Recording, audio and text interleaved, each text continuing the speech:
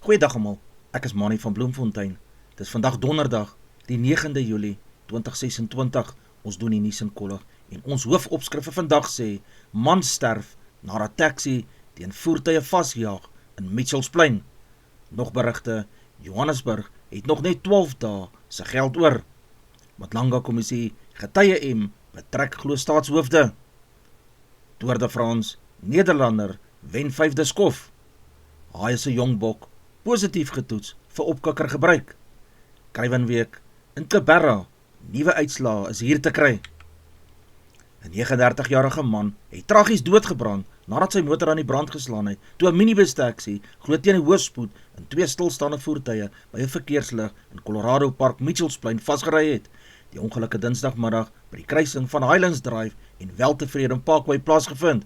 Volgens die polisie het 'n Toyota Quantum minibus taxi van agter in 'n Toyota en daarna in 'n blou Ford Figo vasgery wat by die rooi lig stil gestaan het. Die Ford Figo het onmiddellik aan die brand geslaan en die bestuurder kon nie betyds uit die voertuig kom nie. Hy is op die toneel aan sy brandwonde dood. Die brandweer en nooddienste het vinnig opgedaag en die vuur geblus terwyl die taxi-bestuurder en 1 passasier met beserings na hospitaal geneem is. Ooggetuies het probeer om die bestuurder uit die brandende voertuig te red, maar die vlamme was te fel gewees. Die Suid-Afrikaanse polisie het bevestig dat 'n saak van strafbare manslag ondersoek word. Geen arrestasies is teen die tyd van die jongste verslag bekend gemaak nie en die ondersoek na die oorsaak van die botsing duur voort. Johannesburg verkeer onder ernstige finansiële druk nadat berigte aangedui dat die metro slegs genoeg kontant beskikbaar het om ongeveer 12 dae se bedryfskoste te dek. 'n Stad behoort gewoonlik genoeg kontantreserwes te hê om salarisse, diensverskaffers en noodsaaklike dienste vir minstens 'n maand of langer te kan finansier. Wanneer 'n metro se kontantvloei so laag daal, kan dit groot probleme veroorsaak. Volgens ontleeders is die stad se finansiële probleme die gevolg van verskeie faktore waaronder swak invordering van munisipale rekeninge, groot skuld wat inwoners en besighede aan die metro verskuldig is, hoë bedryfskoste, jare van swak finansiële bestuur en beweerde korrupsie, verouderde infrastruktuur wat duur is om te herstel en ook in stand te hou. As hierdie situasie nie vinnig verbeter nie, kan dit lei tot die vertraging in betalings aan diensverskaffers, stadiger herstel van water, elektrisiteit en padinfrastrukture, minder geld vir instandhouding en ontwikkeling en groter druk op inwoners en ondernemings. Die stadsbestuur sê hulle werk aan planne om die kontantvloei te verbeter, skuld in te vorder en uitgawes beter te beheer. Finansiële kenners waarsku egter dat langtermyn hervormings nodig sal wees om hierdie metro weer op volhoubare finansiële grondslag te plaas. Hierdie ontwikkeling plaas die kollig op finansiële gesondheid van een van Suid-Afrika se belangrikste metropole, aangesien Johannesburg 'n sleutelrol in die land se ekonomie speel. Indien hierdie stad se finansies verder verswak, kan dit ook 'n negatiewe uitwerking op beleggingsvertroue, ekonomiese groei en dienslewerings hê. Die Matlanga kommissie van ondersoek het Woensdag agter geslote deure na die getuienis van sogenaamde getuie M geluister.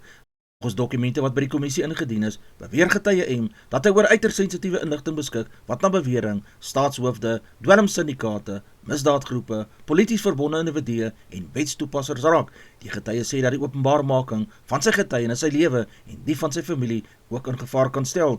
Die kommissie het die getuienis in kamera agter geslote deure aangehoor om die identiteit en veiligheid van die getuie te beskerm.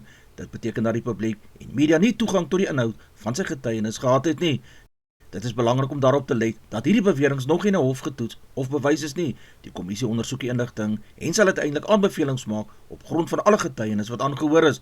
Die Matlanga kommissie het intussen bevestig dat hy waarskynlik meer tyd sal nodig hê om sy ondersoeke af te handel, aangesien nuwe getuienis en bewering steeds na vore gekom het.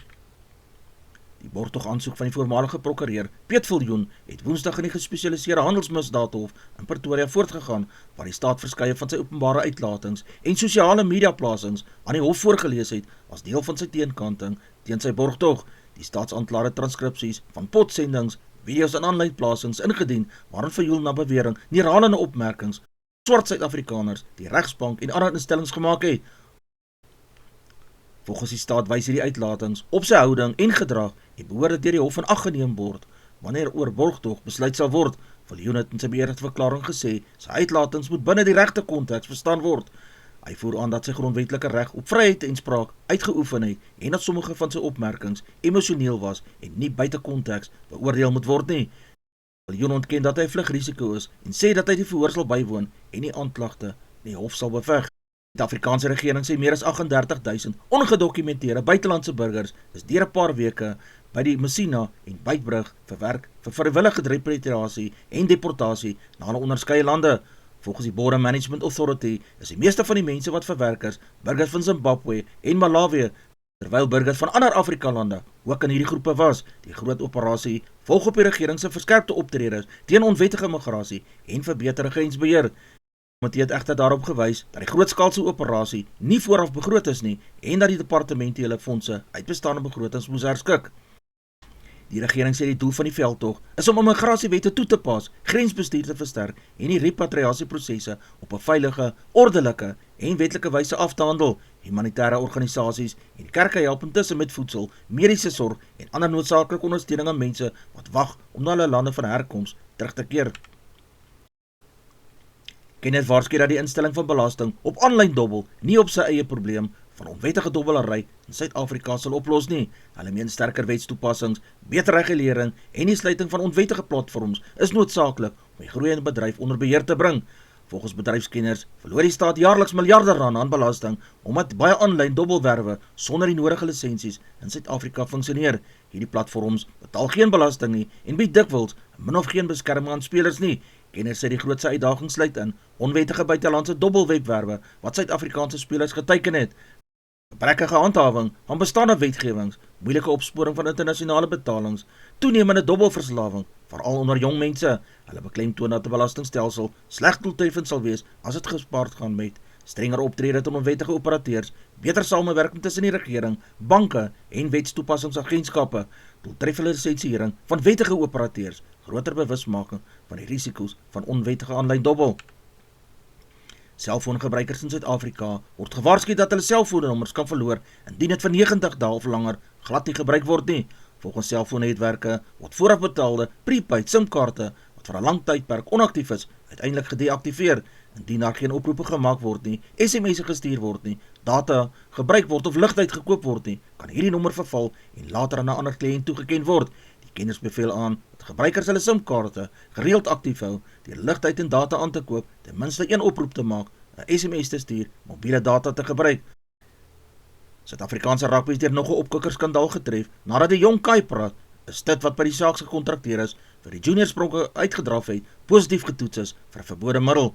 Volgens die Suid-Afrikaanse Instituut vir Drugvrye Sport is Praat op 10 April in Stellenbosch getoets. Die toets het 'n anaboliese steroïed in sy stelsel aangetoon. Hy het intussen versoek dat sy B-monster ook ontleed moet word voordat enige finale besluit geneem sal word. Die dissiplinêre proses volg in 'n vroeë stadium. Geen verhoordatum is nog vasgestel nie en geen skorsings is amptelik opgelê nie.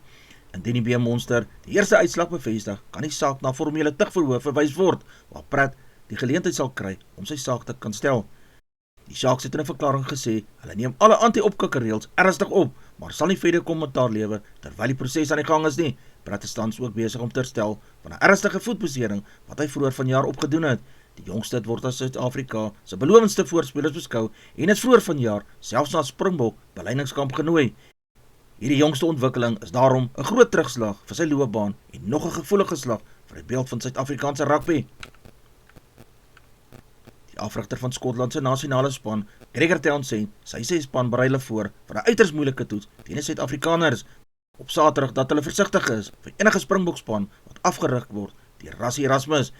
Townsend het gesê die Springbokke beskik oor ongelooflike diepte. Dit maak min saak watter spelers in hierdie beginspan aangewys word, hy gesê. Volgens hom bly Suid-Afrika een van die moeilikste spanne ter wêreld om te klop veral op hulle eie bodem. Hy het ook gesê dat die terugkeer van die loskakel Finn Russell 'n groot hupstoot vir Skotland te gee, maar beklemtoon dat sy span 'n uitsonderlike vertoning sal moet lewer om die wêreldkampioene te wen. Townsend beskryf die wedstryd op Loftusversveld as die grootste uitdaging in wêreldrugby en 'n goeie maatstaf om te bepaal waar Skotland tans op die podium staan. Die afrigter glo die Springbokke se fisieke spel, sterk voorspelers en die vermoë om kwaliteitsspelers van die bank af te stuur, maak hulle baie gevaarlik.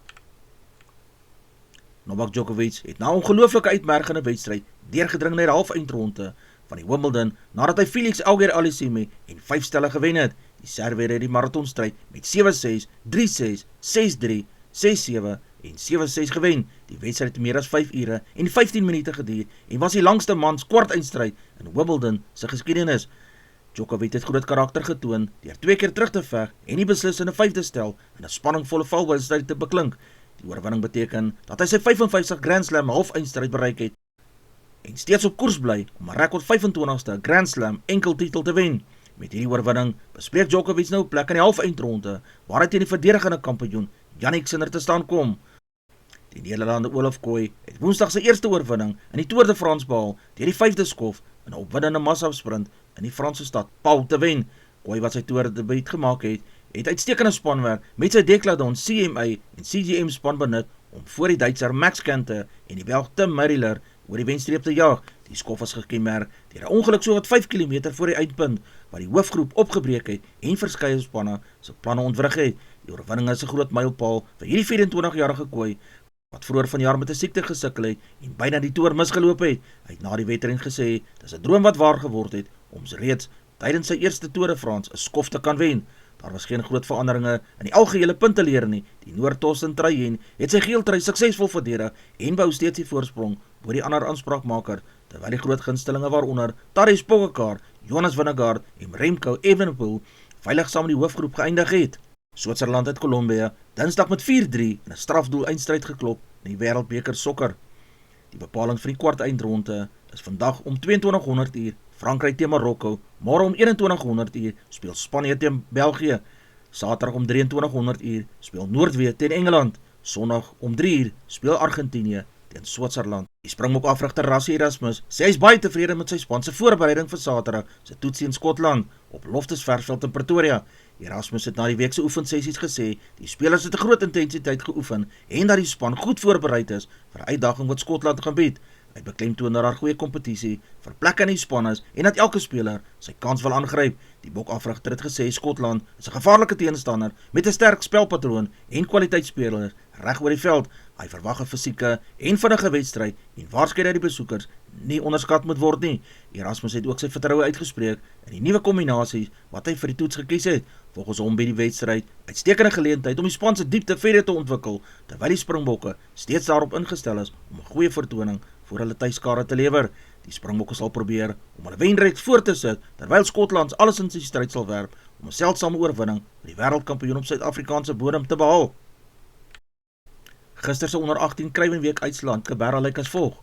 Die Luiperds het 57 aangeteken, teen Limpopo Bloubulle se 14 punte, die Oostelike Provinsie 32, teen Boland se 31 aangeteken, die Vrystaat het 38, teen die SWD se 26, die WP het 24 aangeteken, teen die Haie se 22 punte. Vandag se bepalings is, die Griffons speel teen die Valke, die Grens speel teen die Pumas, die Bulle teen die Griquas en die Goue Leeu's speel teen die WP se 15-tal. Alle wedstryde word op SuperSport 211 uitgesaai.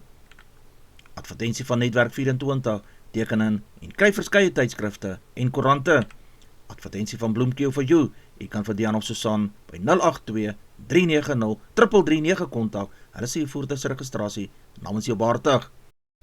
Ons weerberig vir die streek lyk so, Messina 1123, Polokwane 622, Lephalale 824, Mbombela 725, Mahikeng 722, Pretoria 822, Johannesburg 922, Ermelo 420, Kalahari 1223, Gaborone 1123, Richards Bay 1328, Pietermaritzburg 1128, Durban 1527, Port St Johns 1331, Pongola 1027, Maputo 1527, Bethlehem 418, Bloemfontein 720, Alawal Noord 820, Welkom 820, Vryburg 622, Kimberley 1022, Appington 1324, Prieska 1223, Springbok 1024, Karasburg 1225, Keetmanshoop 1324, Mariental 1124, Alexander Bay 1120, Brandvlei 1224, Loederits Bay 1931, Vredendal 1124, Kaapstad 1320, Sutherland 817, George 1221, Jeffreys Bay 1120, Canberra 1121, Graafrenet 922, Kapogolas 1019, De Aar 920, Molteno 717, Beaufort Wes 1121, Oos-London 1123, Mabalane 13 en 27 grade Celsius in die middag.